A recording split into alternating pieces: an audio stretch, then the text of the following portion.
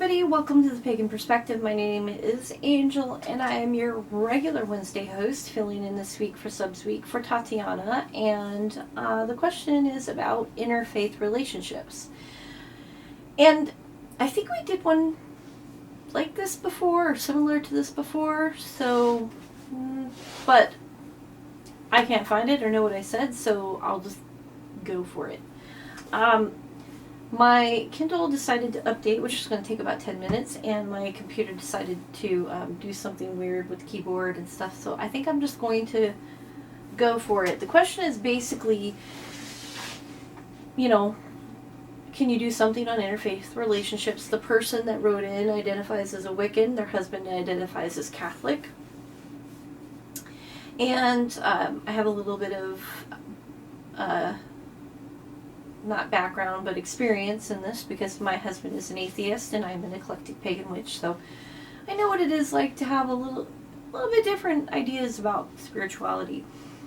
So there's two components I think that play into the success or the unsuccessful relationship. The first is your respect for each other. Respect is huge, and it's a pretty vast thing too. But in regards to spirituality, there's a couple things. Respecting somebody's life. And what I mean by that is respecting their experiences in life that brought them to the path they're on. Even if they were born into it, if it still resonates with them and they follow it, you should really respect that. Just like you have a journey that you came on to the point that you're at, they need to respect that about you as well. That's a huge thing, is respecting somebody's background, their backstory, to where they got to where they're at now. Because they've had experiences in life. They don't just come to us with nothing. And we have to respect that they're intelligent enough. See, that's my computer doing something weird. They're intelligent enough to where they came to the concept of spirituality that they're at. So, respecting that. And also respecting yourself. Now, I know that I've known people that have been in relationships that were Wiccan or considered themselves of, a spirit, a witch, excuse me. And they were in relationships that people were not very nice to them about their spirituality. And they started to kind of feel ashamed about it. If you are in a relationship where somebody makes you feel bad, like really, really bad about something that intimate and important to you, then that's a relationship you really need to reevaluate. It shouldn't feel bad. And whoever you're with should build you up, not tear you down.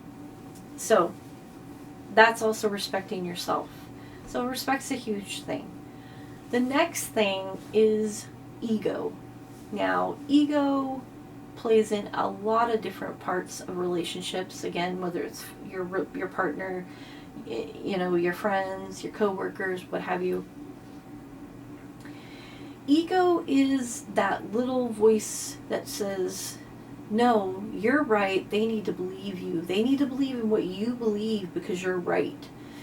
And that can be really damaging to a relationship. Ego is that feeling you get when you don't feel good, when you feel very like you want to punish somebody, like you want them to know they're wrong because you're right. It's not a good feeling. It feels intense, but it doesn't feel good. So ego plays a big part in the success of a relationship or the failure of a relationship. And it, especially in interfaith relationships, respect and ego play huge parts. My husband and I have great respect for each other. We don't agree on everything.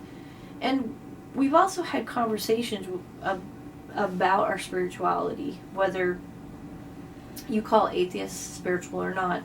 They have a belief system, if that makes it better for some people. But you have to have that conversation. And we knew when we met each other, we knew when we were getting into this relationship that we had these differences, but we respected each other, and we understood that respect defined how this relationship would go.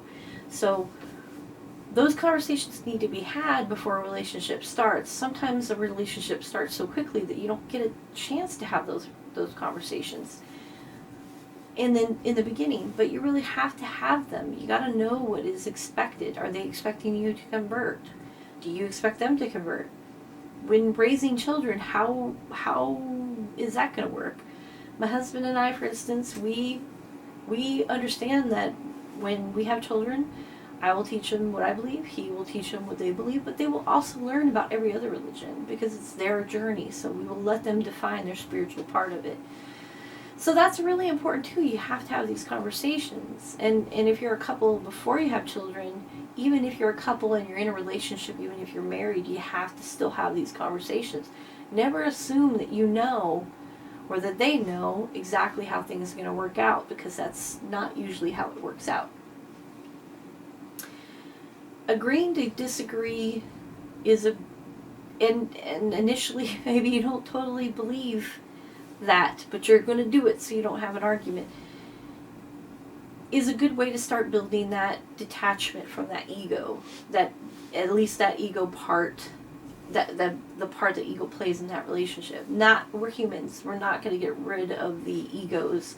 We're all going to have some part of it in some part of our life, but removing it from this part is a huge thing. So I think that respect and ego, those are two huge components that play in whether a relationship is going to survive and thrive or if it's going to fail.